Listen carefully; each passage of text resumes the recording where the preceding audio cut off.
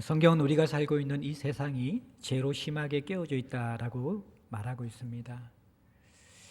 세상이 죄로 깨어진 모습은 어떤 모습일까요? 우리는 이 부분을 정말 공감하고 받아들이고 있을까요?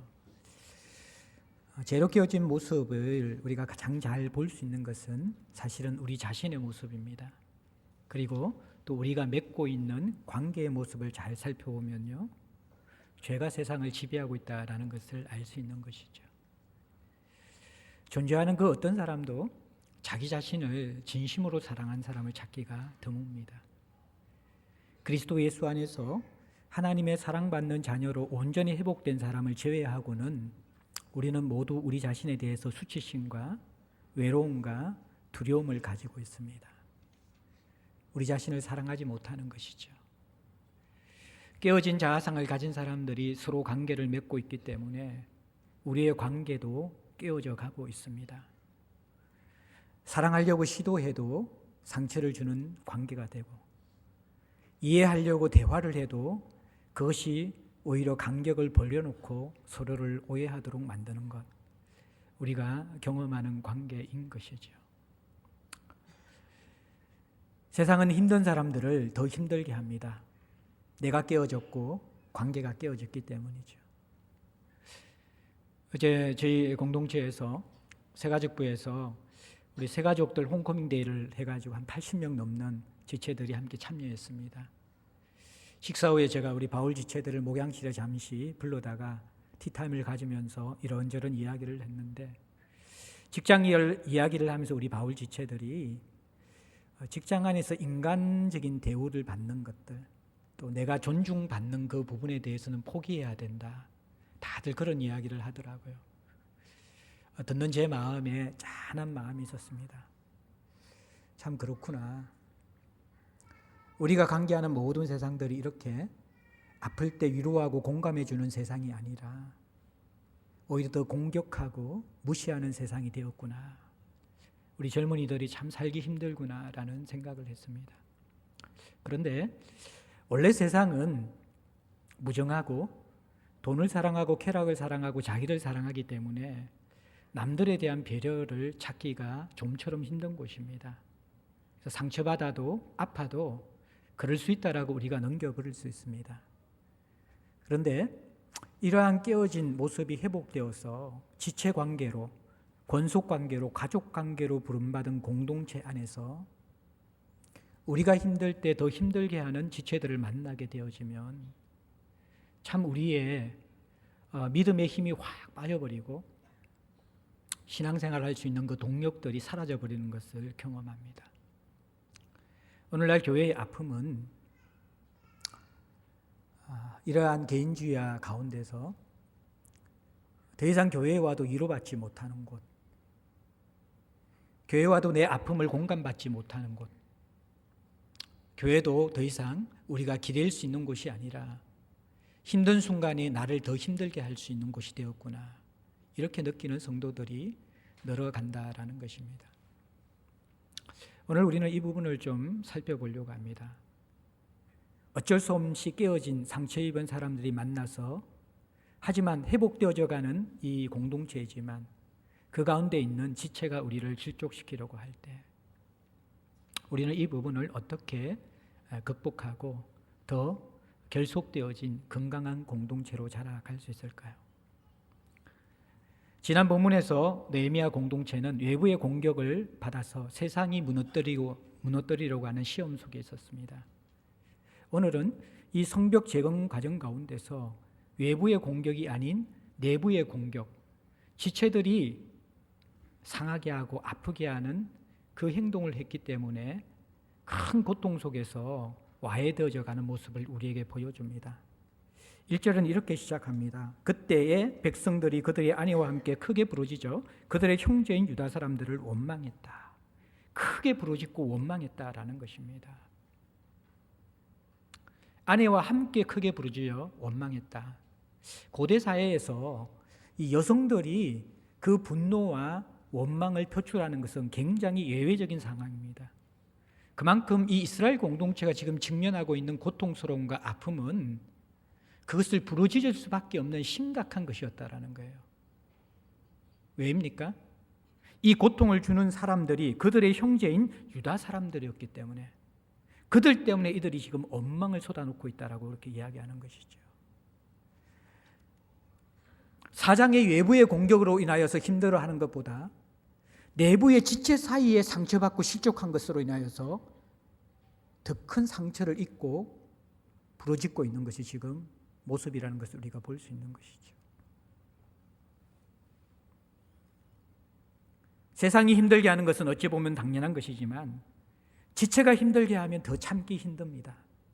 믿었는데, 의지했는데, 정말 형제라고 생각했는데, 근데 그런 생각을 하지 않고 있다는 것을 느끼는 순간 우리의 마음들이 큰 상처를 입고 힘들어질 수 있는 것이죠. 또 더 나아가서는 때로는 고의적으로 우리를 이용하고 우리를 향하여 비난하게 되어질 때 우리는 참 어려운 마음들, 고통스러운 마음들을 가지고 신음할 수밖에 없습니다. 자, 이스라엘 공동체의 내부에 어떤 일이 생겼을까요? 왜 지체가 지체를 서로 실족시키는 이러한 가슴 아픈 현실들이 다가오게 된 것일까요? 일단 내부적인 상황으로 먼저 시작되어집니다. 어떤 상황입니까? 3절의 후반절에 보면 흉년이 들었다라고 이야기합니다. 그래서 이들의 상황이 2절에 보면 자녀가 많은데 양식을 얻어먹고 살아야 하는데 이것이 어려워지게 되었다라는 거예요. 흉년이 들어서 먹을 양식이 없어서 많은 가족을 부양하고 있는 그러한 가난한 사람들은 더 이상 먹고 사는 문제가 가장 시급한 문제로 닥쳐서 위기에 떨어졌다라는 것입니다. 자, 그래서 먹고 살기 위해서 이들이 어떤 대책을 세웁니까? 3절에 보면 우리 밭과 포도원과 집이라도 저당 잡히고 이 흉년의 곡식을 얻자. 먹고 살 게 없으니까 곡식을 빌리기 위해서 이들이 할 수밖에 없는 것은 돈이 없기 때문에, 곡식을 살 수 없는 경제적인 그러한 어떠한 이 준비된 것이 없기 때문에 밭을 팔고 포도원을 팔고 집을 팔아서 곡식을 얻을 수밖에 없는 상황에 봉착했다라는 것입니다. 이것은 생존의 터전 자체를 이들이 잃어버리는 것이거든요. 밭이 있어야지 올해는 흉년이고 굶더라도 내년에 농작물을 심어서 추수를 할 수 있잖아요. 포도원이 있어야지 올해는 우리가 이렇게 힘들지만 내년에는 탐스러운 포도를 결실해서 그것을 가지고 시장에 팔기도 하고 그것을 가지고 또 가족이 먹기도 하면서 생계를 유지할 수 있잖아요. 그걸 팔아버렸다는 거예요. 곡식을 구하기 위해서. 심지어는 가족이 웅크리며 사는 그 작은 집조차도 곡식을 얻기 위해서 팔 수밖에 없는 그런 궁핍한 처지에 처한 유다 백성들이 있었다라는 것입니다. 당장 먹고 살아야 되기 때문에. 자식이 먹지 못하는 것을 보는 부모의 고통은 말할 수 없는 것이죠. 어떻게 해서라도 자식을 살려야 되는 것이죠. 배를 공개 해서는 안 되는 것이죠. 그런데 이 곡식을 사서 이제 먹기 시작하는데 이것으로 문제가 해결되는 것이 아니라 이들이 또 담당해야 될 부분들이 있습니다. 어떤 부분이냐 그러면 4절에 보면 왕에게 세금을 바치는 부분입니다. 흉년이 들었다고, 소출이 없다고, 세금을 낼 거라는 형편이 안 된다고 해서 면제되는 그러한 시대가 아닙니다. 우선적으로 세금은 필수적으로 내어야 되는 강압적인 것이었습니다. 어떻게 합니까? 이미 밭과 집과 포도원을 저당 잡힌 이들이 조금 더 남았던 마지막 생계수단을 팔기 시작하고 그것도 안 되면 이제는 돈을 빌려서 세금을 내는 그런 어려운 지경에 처해졌다라는 것입니다. 세금 문제를 해결하고 나니까 이제 빚이 눈덩이처럼 불어납니다. 그 빚을 해결할 수 있는 집도 밭도 포도원도 없게 되어졌습니다. 빚 독촉을 합니다. 이자를 갚아라고 합니다. 원금을 갚아라고 합니다. 결국 이들이 당할 수밖에 없는 가장 가슴 아픈 최악의 상황은 5절에 보면 그들의 자녀를 종으로 파는 것입니다. 특별히 그들의 딸들을 종으로 팔 수밖에 없었습니다. 팔려간 딸들은 성적인 놀이개가 되는 것입니다. 이것이 지금 이스라엘 백성들이 당하고 있는 고통스러운 외부적인 현실입니다. 흉년이 들어서 먹고 살 것이 없어서 집과 밭과 포도원을 저당 잡히고 세금을 내기 위해서 또 고리대금을 받고 그것을 갚지 못하니까 자녀들을 종으로 팔 수밖에 없는 이 너무나 가슴 아프고 피눈물이 나는 현실이 유대 백성들의 현실이었습니다. 그런데 이 외적 환경보다도 더 고통스럽게 하는 것이 뭐냐 그러면 이 아픔을 더 힘들게 하는 사람들이 바로 지체인 유다 형제들이었다라는 거예요. 같은 이스라엘 동족끼리는 집과 밭과 토지를 매매할 수 없습니다. 토지는 하나님의 것입니다. 그것이 있어야지 가장 가난한 사람의 최소한의 생존, 최소한의 생계가 유지되기 때문에 그 누구도 그 마지막 생존의 수단을 빼앗아가서는 안 되는 것입니다. 그런데 유다 백성들 가운데 어떤 무리들은 이 지체의 아픔을 자신의 경제적인 이윤과 욕심을 채우는 기회로 사용하여서 율법이 금하고 있는 토지 매매를 하면서 저당을 잡은 것이죠. 또 세금을 내기 위해서 고리대금업을 하게 됩니다. 율법상 같은 동족들은 이자를 받고 돈을 꾸어지지 않도록 되어져 있습니다. 정말 힘들 때는 무이자로 빌려주는 것이죠. 그런데 이들은 아주 높은 이자를 받으면서 돈을 동족들에게 빌려주었습니다. 그리고 나서 그 이자를 갚지 못하고 원금을 갚지 못하게 되자 어떤 짓을 합니까? 동족의 자녀들을 종으로서 끌고 옵니다. 그리고 자기 집에 일을 시키기도 하고 때로는 다시 그 동족의 자녀들을 이방인들에게 노예로 팔아버립니다. 그리고 딸들은 성적인 놀이개로 삼습니다. 이것이 당시 함께 성벽 재건의 건축에 참여했던 한 이스라엘 백성들 형제들이 고통받고 아파하고 있는 형제들을 향해서 대한 태도였다라고 오늘 본문은 이야기하고 있습니다. 이 상황을 우리가 보면서 사실 이제 이 성경학자들은 오늘 이 5장 1절부터 5절까지 이 사건이 과연 성벽 재건 기간이 52일밖에 되지 않았는데 52일 사이에 이 모든 일이 다 일어날 수 있었겠는가?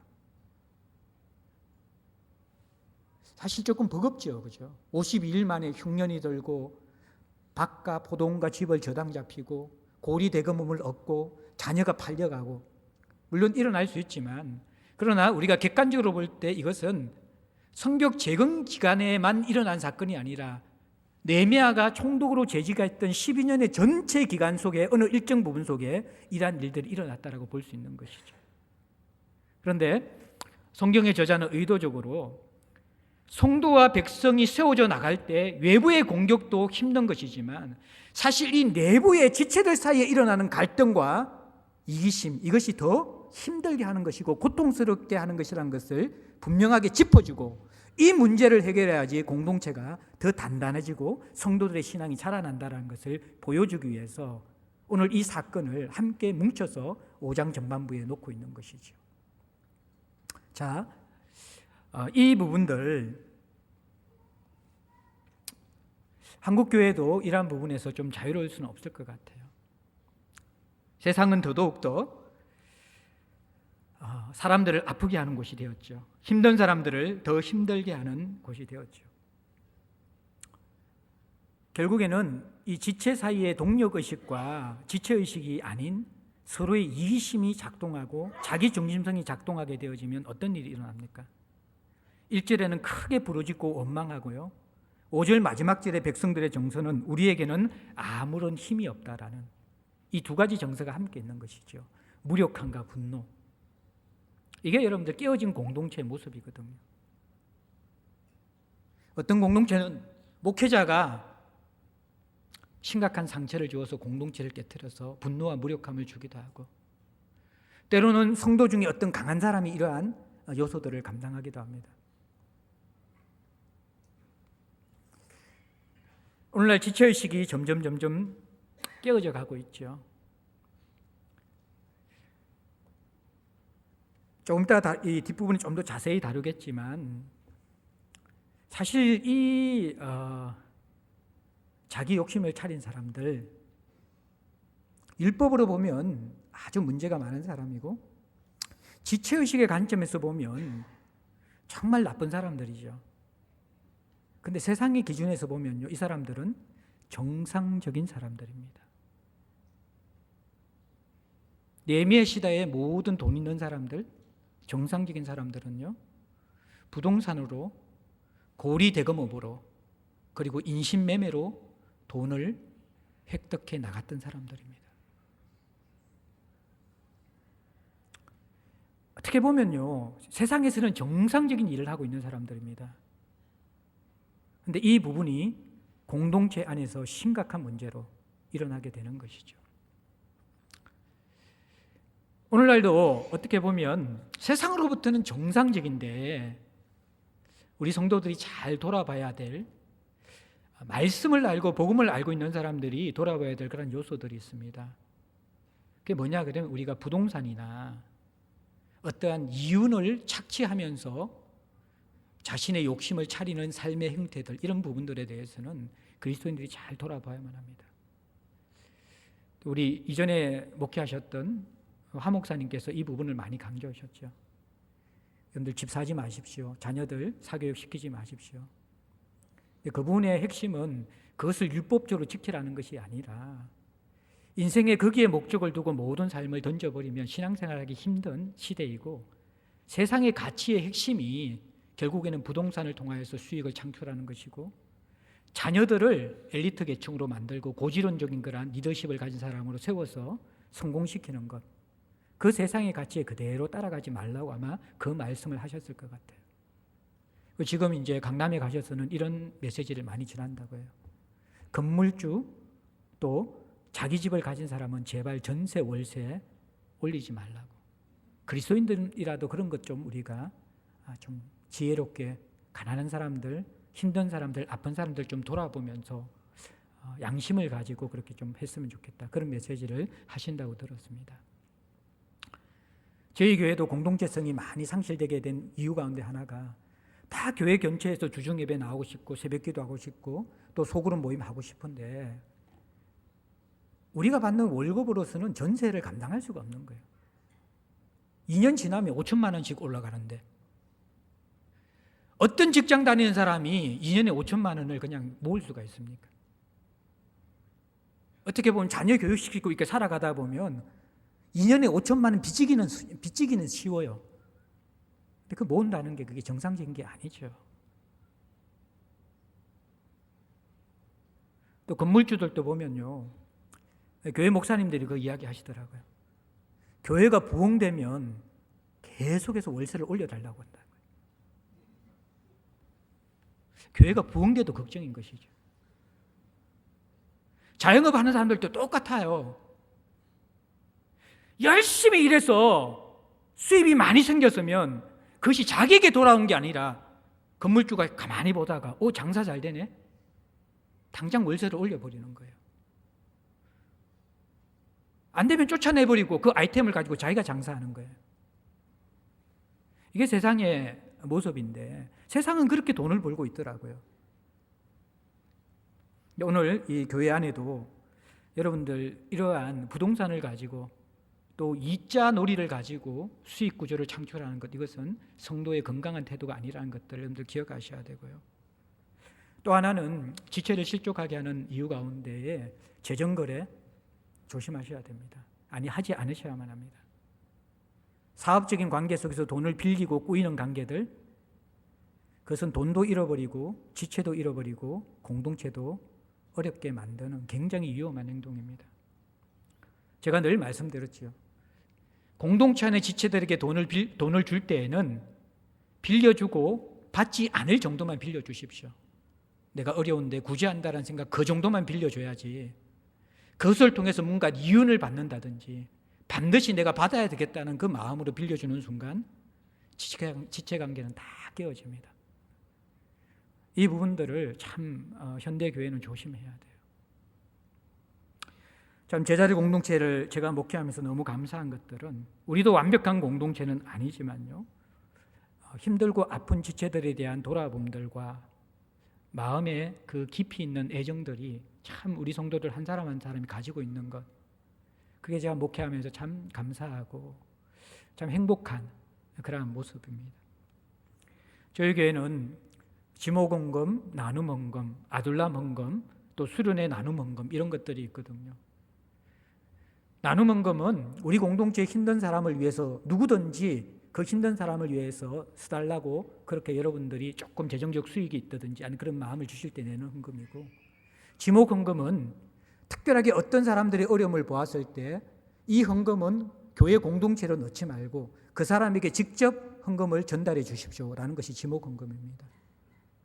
아둘람 헌금은 가장이 실직했을 때에 사실 가장 큰 고통과 가정의 어려움이 생기는데, 그 실직한 가장이 다시 직장을 얻을 때까지 공동체에서 조금 많은 액수를 지원해 주면서 그 사람을 도와주는 것이 바로 아둘람 헌금입니다.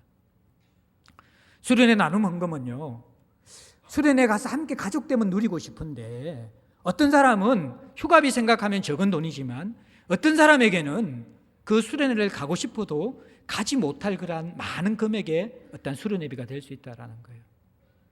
그때 나눔 헌금 체크를 하고 자기가 그 부분에 조금 더 여러분들 이렇게 재정을 도네이션 해가지고 재정을 내지 않고 사람들이 수련회 갈 수 있도록 그렇게 함께 나누는 것이 나눔 헌금들입니다. 이런 부분들 참 제가 너무 감사하고 여러분들이 적극적으로 행해지는 것 같아요. 제가 이전에 그런 이야기도 한번 했거든요. 여러분들이 너무 스트레스 받고 힘들기 때문에 가족여행 가는 거 저는 너무 찬성이고 그렇게 좀 누렸으면 좋겠어요, 여러분들이. 근데 때로는 이제 그것이 페북에 올라오고 이럴 때에 한 번도 그런 곳에 가지 못했던 사람들은 마음이 힘들어지고 어려워질 수 있거든요. 그래서 이전에 제가 그런 설교를 한번 했습니다. 혹시 여러분 가운데 조금 재정적 여유가 있으면 그 가족여행 갈 때 다른 가족 아니면 또 우리 바울 청년이나 김우대 청년 한 명 좀 데리고 가라. 베이비시터도 좀 시키고. 얼마나 좋으냐. 그런데 이 목사의 말을 단순 무식하게 순종한 가정이 있더라고요. 실제로 우리 청년 한 명을 여행 갈 때 데리고 가서 같이 했던 것들을 제가 보면서 참 착하다, 목회할 그런 맛이 난다 할 정도로 여러분들 보면서 감사한 적이 있어요. 우리 이재선 집사님 장례 떠나보내면서 참 여러분들이 참 우리가 얼마나 서로를 아끼고 사랑하고 힘든가 어려움을 같이 하기를 원하는지 바라보면서 감사한 마음이 들었어요. 어제는 우리 교회에서 사역했던 조승희 목사님 위임 예배를 제가 이제 잠시 참여했는데, 위임 예배 가서 내가 너무 감사한 것이 그 예배당 안에 반 정도가 제자들 교인들이에요. 본교인보다 더 많더라고요. 우리 기대 중창팀이 중창도 해주고요. 우리 교회 사역하고 나서 나가신 지 5년이 지났는데 이렇게 또 마음과 사랑을 줄 수 있는 교회가 얼마나 있을까. 참 여러분들을 바라보면서 때로는 참 도전도 받고 제 마음속에 감사함을 뛰어넘어서 참 여러분들에 대한 자랑스러움이 느껴지는 부분들이 참 많이 있습니다.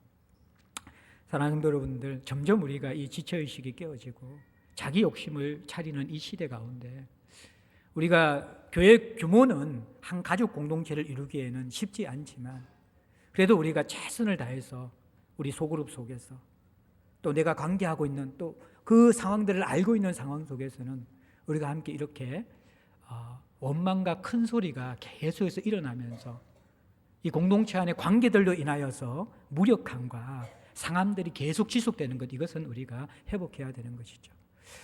자, 이런 것을 회복하는 것을 위해서 가장 기본적인 조치를 이제 6절부터 13절까지 느헤미야가 취하는데 이 부분을 우리가 잠시 살펴보고 그 다음 부분 살펴보기 원하는데요. 자, 이 느헤미야가 공동체의 지체의식이 깨어졌잖아요. 원망과 섭섭함과 분노가 함께 생겼잖아요. 어떤 사람들은 아파서 고통스러워 신음하고 있는데 어떤 사람은 그것을 기회로 둔다서 자기 욕심을 차리고 있잖아요. 여기에 대해서 첫 번째 우리가 이 근본적인 문제 해결, 기본적인 문제 해결은요, 7절, 6절을 보십시오. 내가 백성의 부르짖음과 이런 말을 첫 번째는 듣고, 중요한 동사입니다. 듣고. 그 다음에 크게 노하였으나, 두 번째 중요한 동사고요. 세 번째는 깊이 생각하고, 이게 세 번째 동사이고, 네 번째는 꾸짖으라는 것입니다. 이 네 가지 동사를 여러분들 잘 기억하셔야 돼요.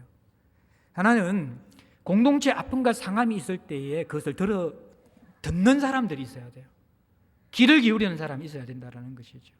특별히 지도자들은 그것을 들을 수 있어야 되는 것이죠.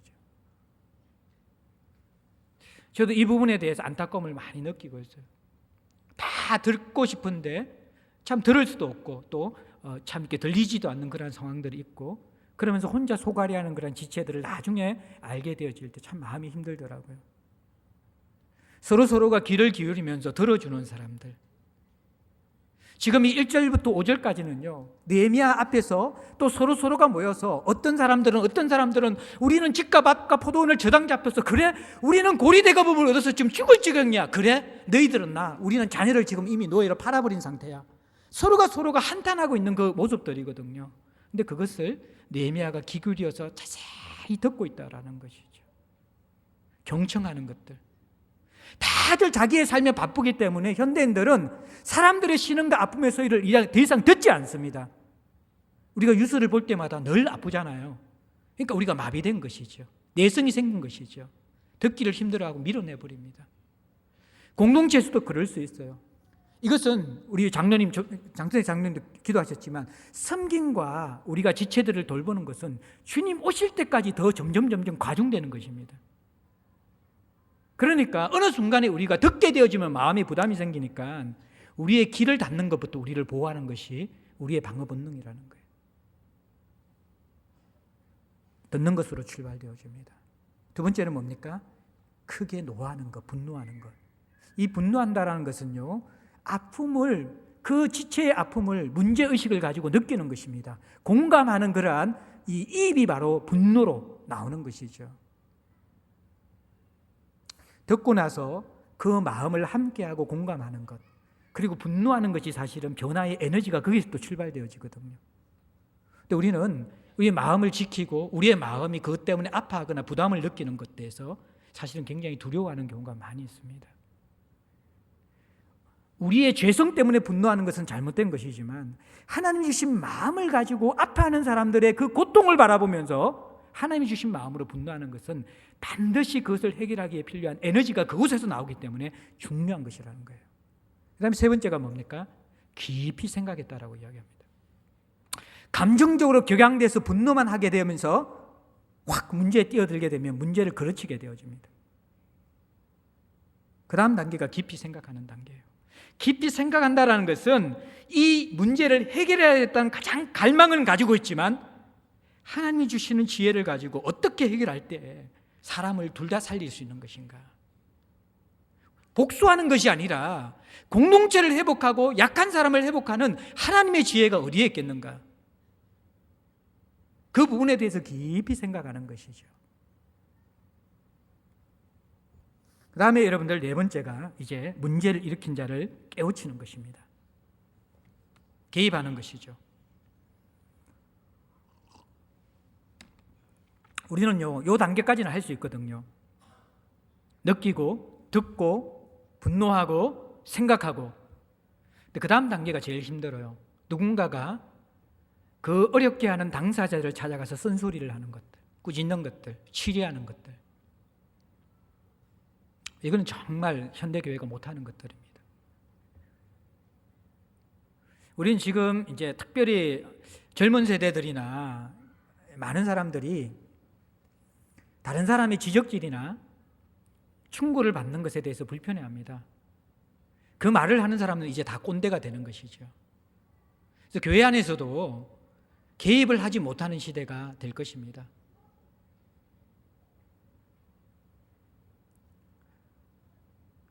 자녀가 공동체를 힘들게 하고 어렵게 문제를 일으켜도 그 자녀 문제를 부모에게 개입해서 꾸짖으면요, 이게 듣는 것이 아니라 관계가 깨어지는 시대가 될 거야, 앞으로. 제가 젊은이들에게 복음을 전하고 집회를 갈 때, 옛날에는 바로 너희들 죄인이야 그러면 막 가슴에 찔려가 회개하고 나옵니다. 근데 요즘 아이들은 너가 잘못되었어 라고 이야기하면 마음부터 다 닫습니다. 기성세대에 대한 불신과 분노가 가득 차 있고요. 안 그래도 내 삶이 힘들고 내가 문제가 있는 걸 내가 가장 잘 알고 있는데 당신이 뭔데 또 내 삶에 문제가 있다고 이야기하냐고. 별로 좋아하지 않습니다. 그래서 이 젊은이들에게 복음을 전할 때는 너 아프지, 너 힘들지, 너 고통스럽지, 너 참 어렵지 않아? 그래, 그게 바로 죄야. 이 세상의 죄이고 또 내가 그 속에서 함께 내 속에 있는 죄성이 연결되어서 힘들고 아프게 하는 거야. 이렇게 둘러서 접근을 해야 돼요. 참 쉽지 않는 시대이거든요. 교회에 치리가 없고 쓴소리가 없기 때문에 결국 이 문제가 생겼고 갈등과 지체와의 갈등이 생겼는데 누군가는 그 문제를 개입해서 해결해야 되는데 아무도 하지 않으려고 하기 때문에 결국에는 가장 약한 사람들이 상처받게 되어집니다. 저도 이 부분에 대해서 지혜롭게 잘 개입하려고 노력은 하지만 쉽지 않은 부분들입니다.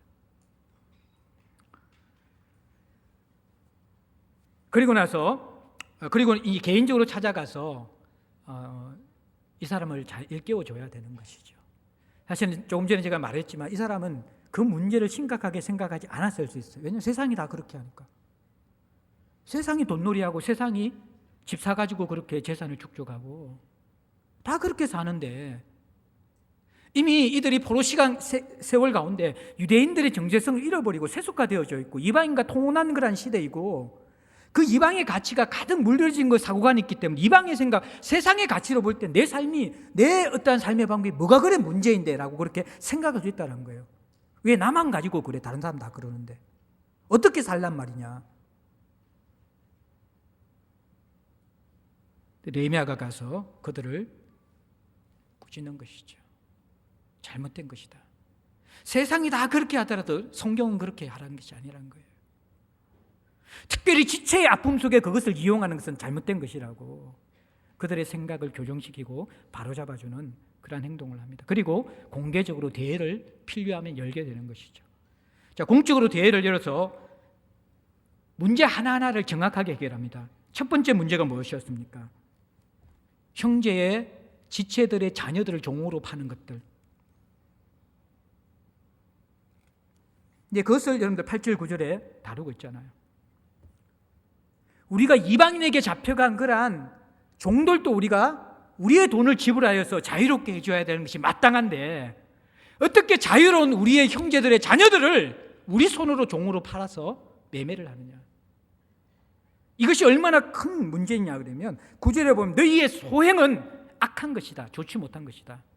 그리고 이것은 이방인들이 볼 때에 비방할 것이다. 그리고 하나님을 경외하는 모습은 절대 아니라는 것입니다. 그 다음에 두 번째 다루는 것이 저당 잡은 거 다 돌려주라는 것입니다. 집, 밭, 포도원 그거 돌려주라는 것입니다. 그리고 세 번째가 이자 받는 것들 돌려주라는 거예요. 뒤에 보면요, 구워준 돈이나 양식이나 새 포도주나 기름의 100분의 1을 돌려보내라. 그 너희들이 받은 이자의 최소한이라도 그들에게 다시 갚아주라는 것입니다. 세 가지 문제였죠. 그죠?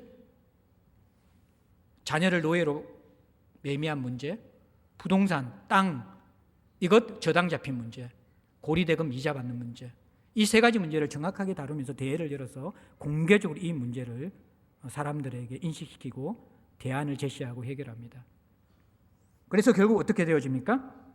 12절에 우리가 당신의 말씀대로 행하여 돌려보내고 그들에게 아무것도 요구하지 아니하겠습니다 하니까 제사장들을 불러서 그 말대로 행하겠다고 맹세하게 했습니다. 그리고 저주합니다. 옷자락을 틀면서 너희들이 이 맹세를 지키지 않으면 이 옷자락이 틀리는 것처럼 너희들의 재산이 다 틀려서 빈털터리가 될 것이다. 아주 강력하게 정확하게 문제를 다루면서 조치하여 해결을 합니다. 갈등이 일어날 때 첫 번째 소극적인 공동체의 회복은요, 문제를 정확하게 진단하고 그 문제를 바로 해결해 나가는 것입니다. 이 관계의 문제는 조금 신중해야 되고요. 행정적인 문제는 조금 더 우리가 신속해야 되는 것들, 그런 것을 제가 목회하면서 많이 느끼게 되어집니다. 이게 여러 관계 속에서의 아픔과 상처들은 두 사람이 다 이야기를 들어봐야 되고 또 여러 가지 이 변수들을 생각하면서 신중하게 다뤄야 되는 부분들인데 그 부분들도 그렇다고 해서 이게 하는 것이 아니라 정말 이것이 고의가 아니지만 서로의 기질과 성향 때문에 지속적인 상처를 받고 있다 그러면 때로는 저는 개입해서 서로의 관계들을 좀 끊어 놓습니다. 분리시켜 놓습니다. 그런 부분들을 리더가 해야 되는 것이죠. 그리고 행정적으로 우리가 이제 우리 교회가 많이 교회를 사랑하고 주인의식을 가지고 있는데 그래서 의견들이 많은데 문제는 의견이 나오고 나면 누군가는 해결해야 되는데 의견이 나오기는 하는데 해결할 사람들은 아무도 없는 것이 우리 교회 구조거든요. 그래서 이제 재직회 할 때마다 우리 재직들이 조금 어려울 수 있는 것이 늘 했던 이야기가 반복해서 나오고 10년 전 이야기가 또다시 나오면서 문제가 해결되지 않는 공동체. 그러니까 어떤 이야기든지 할 수 있는 열린 공동체 좋아. 그런데 해결이 없는 공동체. 그러면 이게 굉장히 힘이 들게 되잖아요. 그래서 우리가 지난 재직회부터 우리 당의 원들이 좀 마음을 합쳐서 재직회에서 의견을 낸 것은 바로 당회를 열어가지고 할 수 있는 것들, 그리고 지금 할 수 없는 것들 딱 회의하고 나서 그 다음에 주보에 냈던 걸 기억하십니까? 앞으로 또 계속해 좀 그렇게 해서 여러분들 좀 의견을 청취하고 우리가 할 수 있는 것은 빨리 해결하고, 그렇지 않는 것들은 또 여러분들이 왜 그런가 좀 알 수 있도록, 그리고 그 광고가 나와서 이해가 되지 않으면 당연들 찾아가셔서 우리는 오랫동안 회의했기 때문에 그 내용은 다 알지만 주보 광고는 한두 줄 적히잖아요. 그러니까 다 궁금한 것들은 찾아오셔서 물어보시면서 그렇게 좀 소통하면서 이런 분들 해결해 나갔으면 참 좋겠다라는 그런 생각이 들어요. 자, 마지막으로 하나만 더 살펴보는 것은 여러분들 어쩔 수 없이 우리가 자기중심적이고 또 때로는 우리가 기대하는 것도 있는데 기대만큼 서로가 채워주지 못하기 때문에 지체 안에서 실족과 아픔과 상처가 일어날 수 있어요. 이때 최소한의 조치, 근본적인 조치는 느헤미야처럼 듣고 분노하고 공감하고 그 다음에 깊이 생각하고 문제에 개입해서 해결해 나가는 것이죠. 근데 이것은 늘 문제가 일어나고 난 다음에 문제를 해결하는 것이잖아요. 문제의 예방책, 더 근본적으로 공동체가 건강해지기 위해서는 14절부터 19절에 느헤미야와 같은 불임과 누림이 아니라 희생과 섬김의 본을 가진 사람들이 많아지는 것들, 그것이 교회 공동체의 문화가 되고 믿음의 모습이 되어지면 공동체가 더 결속되어진다라는 것입니다. 느헤미야 본을 간단하게 살펴봅시다. 느헤미야는 14절 18절에 보면 12년 동안 예루살렘 총독으로 부임했는데 월급을 받지 않았어요. 녹을 받지 않았습니다. 쉽지 않는 것이죠. 특별히 15절에 보면 그 이전의 총독들은 자신의 월급을 받았을 뿐만 아니라 또 자신이 공무를 행하면서 하는 판공도 있잖아요. 식사를 대접하고 뭔가 이렇게 행사를 하고 그런 것들도 백성의 세금을 다 받아가 충당해서 했는데 느헤미야는 녹을 받지 않고 그 정관 예우에 이전의 그 간섭들 다 끊어내었습니다. 그 이유는 18절에 나오는 것처럼 백성의 노역이 가중하기 때문에 이 성벽을 재건하는데, 그리고 이 백성 공동체를 이루어나가는데 흉년이 들어서 다 힘든데 이들이 자신의 필요까지, 물론 공적인 임무를 하기 때문에 반드시 마땅한 권리지만 그것을 분담하기에는 너무 벅차기 때문에 내가 녹을 받지 않겠다.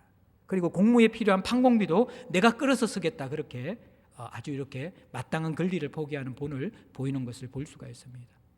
아마 그것은 이 느헤미야가 수상궁에서 여전히 최고위 관료였기 때문에 거기서 나오는 월급이 있지 않을까, 수입이 있지 않았을까, 그런 또 그리고 그동안 모아놓은 재산들 이런 것들을 통해서 사용하지 않았을까 이렇게 추측할 수 있는 것이죠.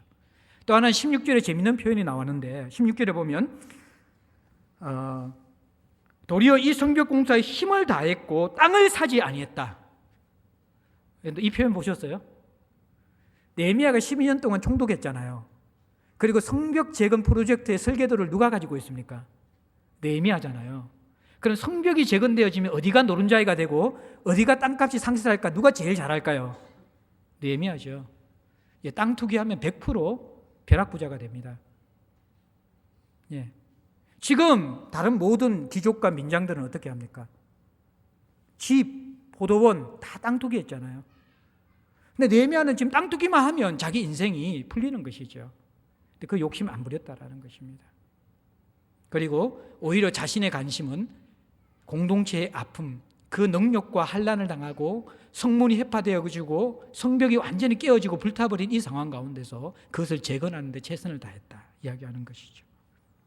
그리고 17절 18절에 제가 이야기한 것처럼 그 150명이나 되는 사람들의 식사비, 그리고 한 달에 한 번, 열흘에 한 번 있는 포도주 잔치, 이 모든 것들을 자기의 사비를 틀어서 했다. 그렇게 이야기하고 있는 것이죠.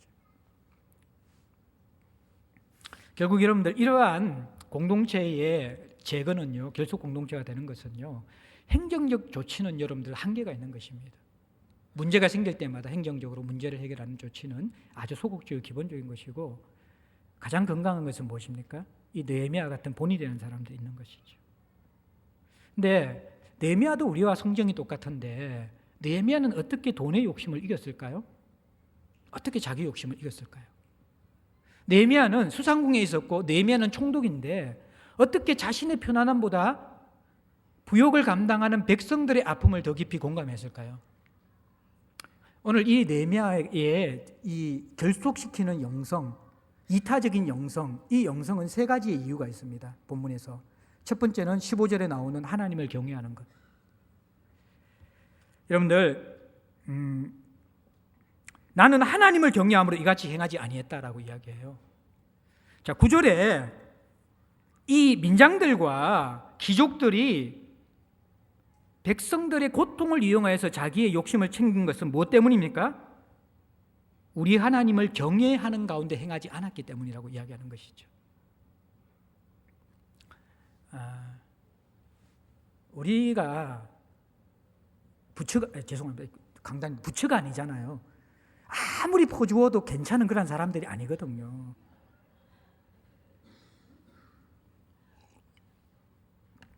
좋은 애가 우리가 예수가 아니잖아요, 그죠?